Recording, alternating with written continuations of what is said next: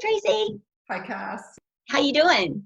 I'm doing okay. A little Saharan dust in the nasal passages, but other than that, I'm fine. Well, hey, I wanted to have you on today to talk about something that popped up in a conversation I was having with a young woman. And it's kind of around that self-love, self-care topic, how we tend to put everything in front of ourselves and kind of forget to take care of and pay attention to what we need. So I was having this conversation and she said that she felt the pressure to always keep others in front of herself, even though she knew it was affecting her mental health, her state of mind, her happiness. And I know for years, I pretty much did the same thing. Societal pressures make you feel like you as a woman are the caregiver, the nurturer, and that you're supposed to do that for everyone else. How do we show love to ourselves through self-care without feeling guilty? I think that's the big one. Wow. I don't think your friend is alone in this. And just the fact that someone feels guilty about something is an indicator that something's amiss. There's some sort of contradiction occurring that sounds like an awareness is coming forth from inside that says, hey, what about me? And then when you talk about the guilt, like you mentioned, society or our conditioning, our societal conditioning certainly does contribute to the pressures of not only women, men as well feel this, as well as children even start early to learn or be conditioned to neglect themselves. We are not, most of us, brought up to think that we are supposed to or even should take care of ourselves, aside from the traditional tie your own shoes and feed yourself and get a job and get a degree. And if you're blessed enough to be in a place in life or born in a place where you could even have those things. If you look at much of the media,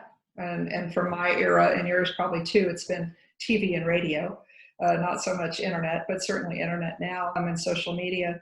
What you have seen has been women who are encouraged to take care of themselves after a long day at work or after the children have gone to bed. Then you can have a nice bath with XYZ bath salts. Or, men, you can have a nice steak on the grill for yourself after you have mowed the grass, after the dogs have been walked and the neighbors have been catered to. And it's a constant barrage of information, encouragement actually, that takes us out of ourselves and into others, which plays upon our natural, animalistic, instinctual fears of being left out. That if we aren't good enough, if we don't perform, if we aren't accepted by our peers or our pack, that we could be left. And that's one of the worst things a person can feel, is to feel left out, alone, abandoned. And so part of, as you can see, a lot of things go into this, and it's no wonder that it's a struggle for people to overcome that, because it's not going to be encouraged externally usually. It's just not. So how do we, and I love you brought up the fear piece, the fear of being left out kind of causes us to do things that create the lack of self-care or the lack of self-love, because I truly think that all of this stems back to the self-love piece. And I heard something the other day that the gal was saying we should be teaching self-love to our children. We don't teach that. And I think, can I go back and figure out how to start teaching that to the next generation? Because it is so important that we know how to love ourselves. Yeah, teaching it would be wonderful. But first we have to learn. Yes, absolutely.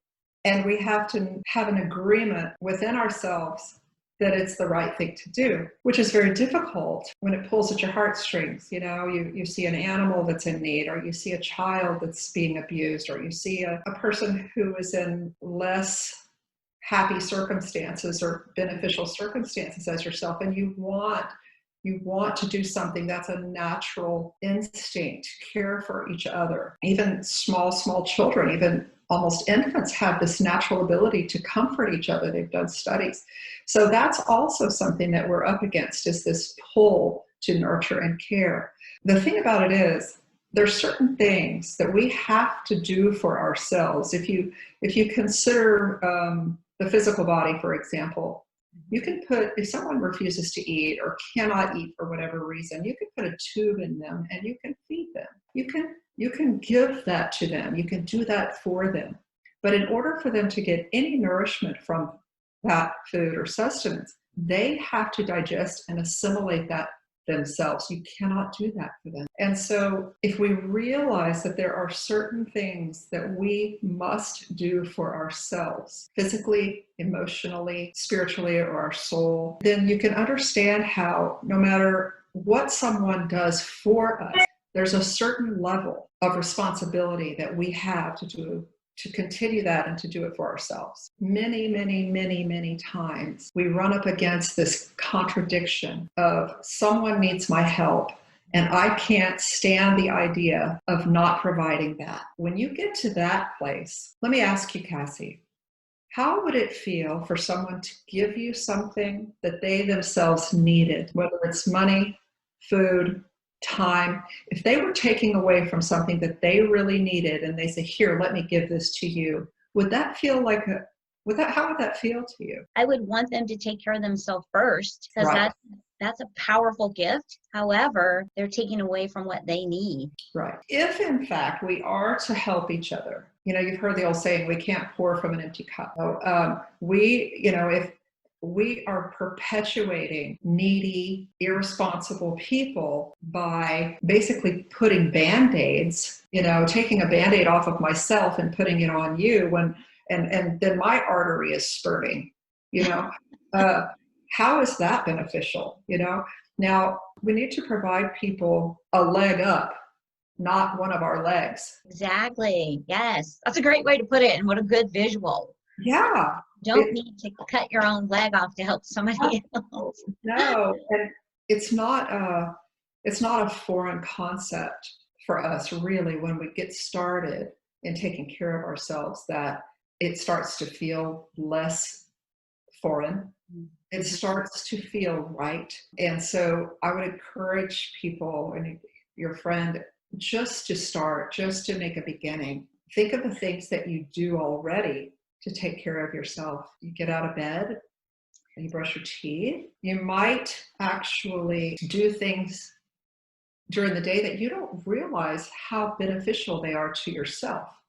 And if you can intentionally maybe make a list of those things and then thank yourself for that. Just because we grow tall and get long hair, or our hair changes, or our voice changes, and we get wrinkles, does not mean that we aren't still those precious children that need encouragement and love. Mm-hmm. Somehow we've got to be examples for others, our children, especially our adult children, that it's okay to take care of yourself. And it's not just okay, it's the responsible thing to do. It is the responsible thing, because if I take care of myself, say financially, if I take in and have and I'm able and blessed enough to where I can save some for a rainy day, then I can possibly help others. Then I can donate. But if I'm donating or sharing finances when I haven't paid my bills, or I don't have enough for a rainy day, I'm not going to sleep well. It's going to affect every part of me.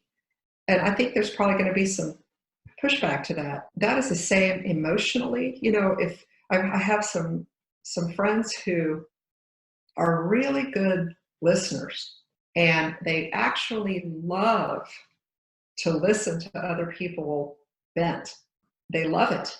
And what I've found when they're talking to me about this, these are friends, not clients, that they are avoiding doing something in their own lives. And they're also finding and seeking out people who have worse problems so that they can listen to them. And it makes them feel better about ignoring their problems. Which Yes, I can totally see that. that's just one example of how we distract ourselves in a good way, and we call it an honorable way of taking away something that we really, really need, which is our own attention. Mm, When we abandon ourselves, Cassie, it shows up in all sorts of ways where we try to compensate for that abandonment. Addictions, distractions that are harmful. We're not comfortable as a society, or most people are not comfortable with going inward and attending to our inner selves.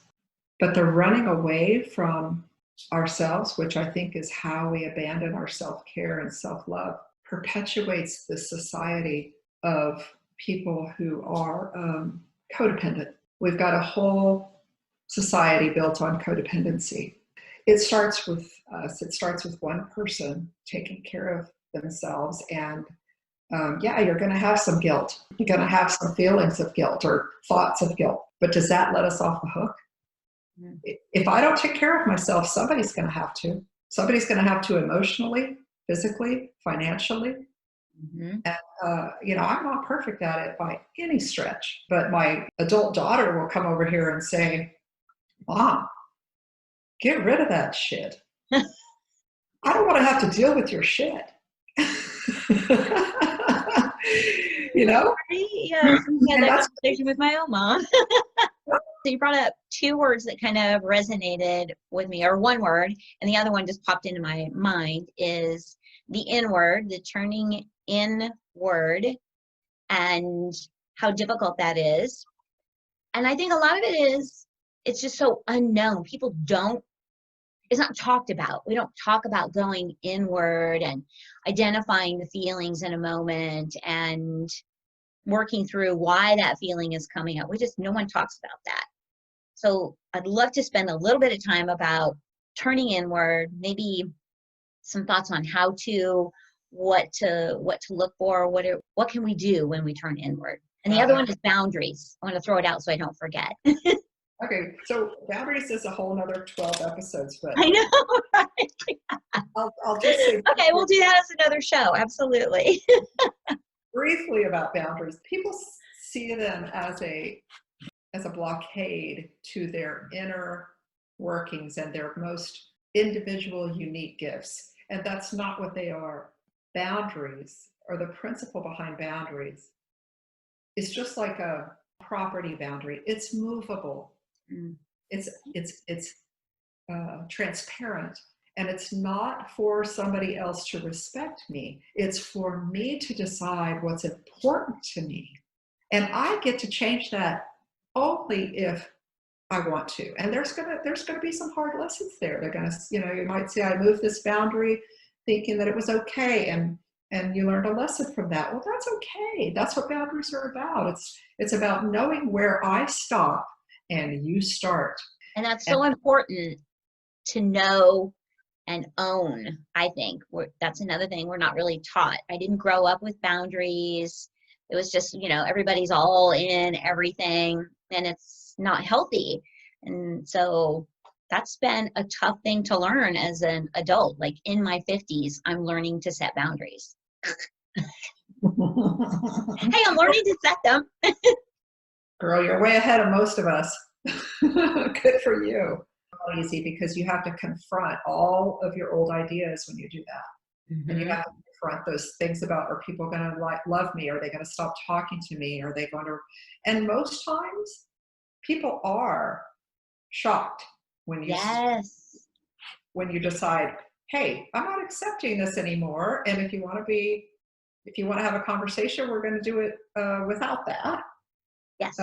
I remember when I set some boundaries with my daughter a few years back, and she came over and she said, I just don't like the new you. I just don't think I like you. you're being very, very selfish. And I don't think I like it. And I said, I understand that, but this is important to me. And it was that she had had full rain coming into my home.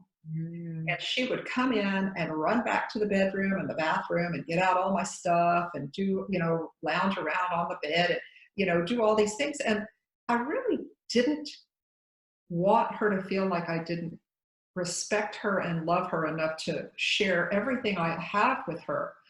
But at the same time, I needed to know that some of these things were important enough to me that I would protect them.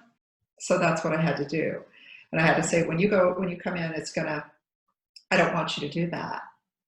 And what that did for me was tell me that I could trust myself to show up for myself on something small. Because when I just say, oh, it's okay, it doesn't matter, it's all good, that's an indicator right there that I need to pay attention. Something's not good. Something inside me needs attention, and I'm abandoning myself, possibly. It doesn't mean it's always the case. Right. So boundaries. And the other thing you said was it going inward, and how do we do that, or how do we even begin that? How do we know we need to go inward? I'm a big proponent of mindfulness. I think everybody should do at least 10 minutes of mindful. I'm not even going to use the meditation word because that the M word. But if you can just sit quietly for 10 minutes a day and maybe shut your eyes and turn off every audible sound you can control, that will at least introduce you to your inner self. I'm still not comfortable with my inner self because it is so different from the outer self. But there is something so intriguing and so beautiful about this separate world that I can't stay away for long. It becomes a draw. It becomes something that draws me. And it's almost like food. I have to have it. Or when you're thirsty, you really know that you have it. And even if you don't do that, even if somebody doesn't want to do the 10-minute quiet thing a day, what you can do is pay attention to little things like, am I rushing about? Am I rushing? Think about, would you rush someone you cared about? No. I remember a few years back, I was very conscientious of trying to take care of myself because I realized nobody else was going to do it. Other people fail at that. We max them out. We really do. We take and take and take, and then they can't give anymore. And then we're like, hey, you were providing me this emotional, physical, financial support, and where the hell did you go? Right. And at some point, about me. I know. And actually, it's our inner self saying that to ourself. What about me? I decided I would try it, and it's so uncomfortable. So I was standing at my counter writing something. The TV was on, a little bit too loud. My back was hurting because I'd been up all day. And I was standing there writing something on the counter, paying a bill or something, stressing out, thinking about something. And I noticed that there was a bar stool right next to me. Now, this is my own home. Yeah. And the TV was annoying. It was just, I couldn't hear myself. And so those little cues are important to pay attention to. Our physical body is a very good barometer of what's going on inside. So I said, hey, here's a good time to do this. What would you do for somebody that you loved? If your daughter or your partner or your mother or somebody you really care about, your best friend, was standing there enduring the TV, I would go shut it off for them, which I did. Then I offered myself a chair. Would you like to sit down? The whole time, Cassie, I was thinking, this is a waste of time. That's what the brain was saying, right? Because the conditioning is very strong. Joe Dispenza talks about this. You have to do things that are ahead of this thinking or in spite of the thinking. So pay attention to your physical. Watch yourself. Watch your speed of thought, your speed of speech, your body. Am I sitting the way I really want to appear for myself my self-worth and my physical comfort? Do I need to straighten up? You know, are my legs crossed and they don't feel that good? I think I'll uncross them. You know, grounding is a tool that people use all the time for high anxiety. But you don't have to wait till you're in a high anxiety state to attend to yourself. Right. And I'll tell you, the more we do that, the more we have for other people, and the better examples will be for those that we care about to take care of themselves. It's okay to take care of yourself. And in fact, it's our responsibility. It's irresponsible to ask others to do for us what we can do for ourselves. Right. Yes. And I love that the thought of caring for yourself like you would care for another individual. Just you would get up and say, hey, that TV's a little loud. Let me turn that off so you can think. And why don't you have a seat and relax? We don't do that. Like you said, the brain is telling us, keep going, push forward. That's ridiculous. That doesn't work. You got to stop and take a minute to just show yourself a little love and care. Yeah. You know, when you're a little girl, the message that you get when you have a need is, it's okay, it doesn't matter, that's not important. And that's not because our caregivers don't think we're important, it's just they don't know how to care for their own needs. Yes. So they encourage us to distract in ways that they have seen helps. Food, TV, play a game. You know, you're sad because you didn't get to go to a party that your friend had. Oh, let me distract you from that feeling because I don't know how to deal with it myself. Well, I'm doing that because I'm like, I've done that my whole life. And it's funny because I see it in my own kids. You see that you've taught them to distract, ignore that, keep moving forward. This will pass. Like, just ignore it, push it down, push it down. And I'm like, yeah, that's interesting. I know, it's a great topic, really great, and much needed. I think it completely permeates the social fabric of today. Let me take care of you and neglect me. Right. And when we pour from a full cup, we've got enough left over.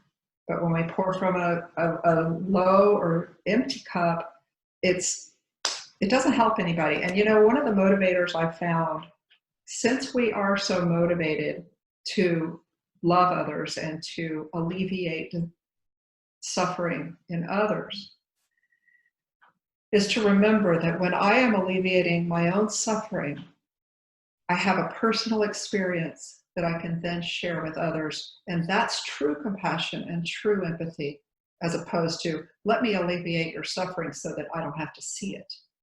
Yes, I love that. So what would we leave someone with today, advice-wise, like things to look for? And I think even though we're not calling it meditation, just quiet time, there are a lot of different ways you can get quiet time. If you're vacuuming, I know that's not quiet, but sometimes you can just sit with yourself. You kind of go inward and you don't even realize you're doing it. If you're cutting vegetables, like I find myself doing that a lot. Like I'm just cutting, cleaning everything for the week, and I'm not really even aware that I'm in the kitchen cutting vegetables because I kind of start thinking, honestly, nothing. Like my brain just kind of goes to, like when you drive and all of a sudden you're home and you don't know you're there, you just kind of like physically leave, mentally leave your body. And I feel like I have those moments doing random daily things. How do we help others? What tips can we give someone that is struggling with that guilt around self-care and help them feel good about caring, loving, even just saying, I love you to yourself in the morning when you get up? Yeah, it sounds really weird the first couple times, the first 10,000 times you try to do that. You Yes, know, it does. Like I still sometimes I'll say it in the mirror. So I'll go, I love you. And I'll giggle because I kind of think, oh, that's silly. But it feels so good every time I say it. It feels amazing. what you talk about when you're cutting the vegetables or driving and that sort of thing, that's, and you say, you kind of leave your body, and that does, it is kind of a break from the cognitive conscious mind that berates us constantly with all of these thoughts. So it's a nice escape, and a reprieve. However, I would encourage whoever is doing that to take that to the next level, and that is to go into mindful cutting of the vegetables, which means you do not leave your body. You stay present with the cutting. You observe the colors and the feelings, and in gratitude. And, Yes. when you've heard of mindful eating, Mm-hmm. which, not everybody's got an hour and a half to eat their cereal in the morning, but you don't have to have that. You don't have to take that much time. You can just be grateful for the fact that you can chew, that you can taste, that you can see the colors of the berries. This is a person, this is a body, this is an entity that is serving my soul.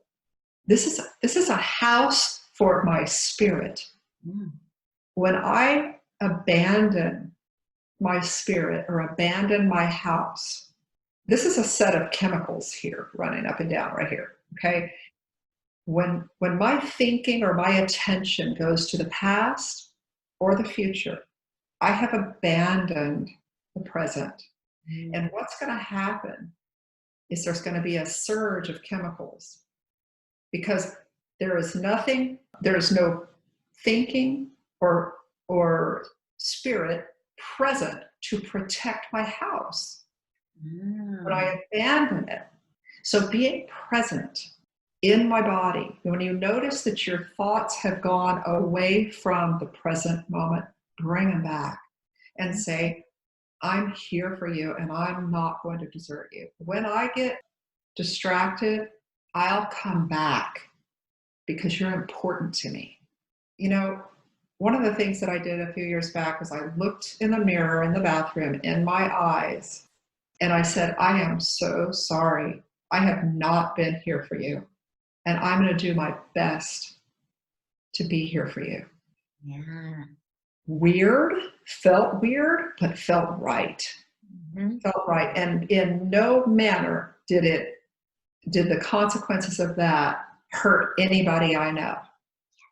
It actually made me much more present to my own fears, my own suffering, so that I could get through that and nurture myself through that. It helps me understand when others are feeling a certain way so that I can say, I've been there, here's where we go with this. If you try to help people out of a circumstance or a home that they're in that's on fire and you've never been there, how are they supposed to trust, or how are you supposed to trust yourself to get out? Being present for our own suffering and our own joys and acknowledging those goes a long way in helping others. I like that. And it's much more difficult than it sounds, the being present. It's not easy, but it's like lifting weights. It's kind of like a muscle. Mm. You don't see the change, but in a few weeks you're like, that was a little bit easier. And sometimes it's not easy. Sometimes our brain is a little more active. Sometimes it's a little more difficult to accept some of the thinking. And at some point, if you'd like to talk about how accepting our thoughts versus pushing them away, what happens there, that's a whole other deal. But Right. There's so many things to talk about. I love it.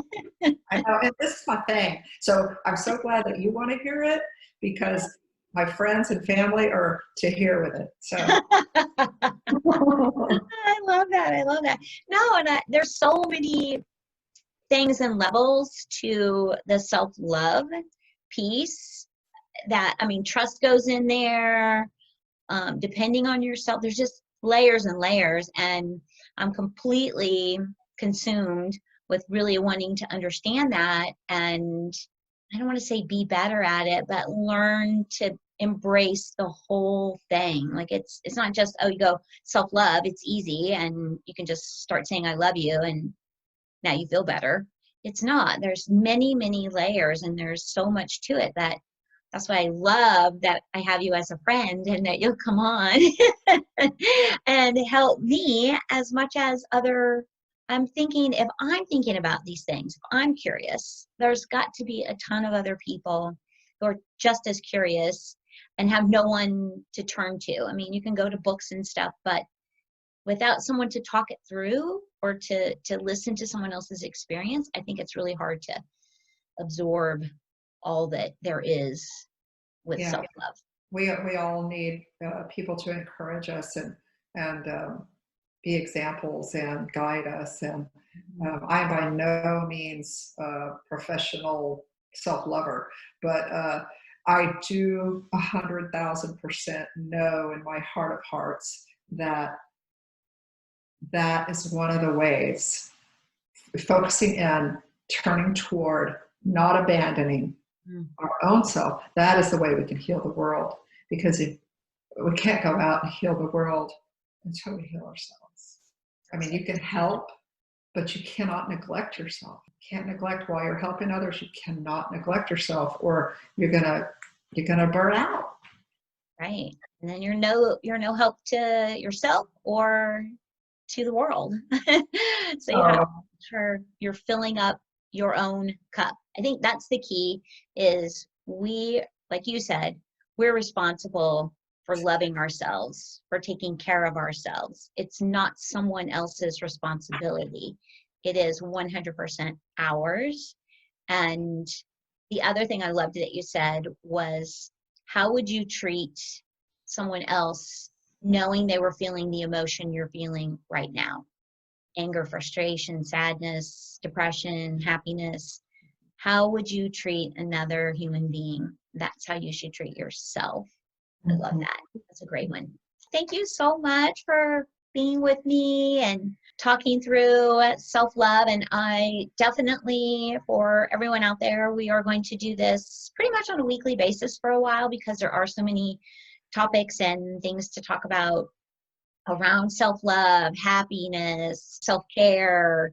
There's just a ton of pieces and layers to this. So I want to spend some time, as much time as Tracy will give us over the next few weeks, to kind of investigate and learn as much as we can. So thank you, Tracy. I appreciate you being here and continuing to support and teach the rest of us. Good to be here, Cassie. All right, everybody. Thank you so much for tuning in, and we look forward to chatting with all of you again next week.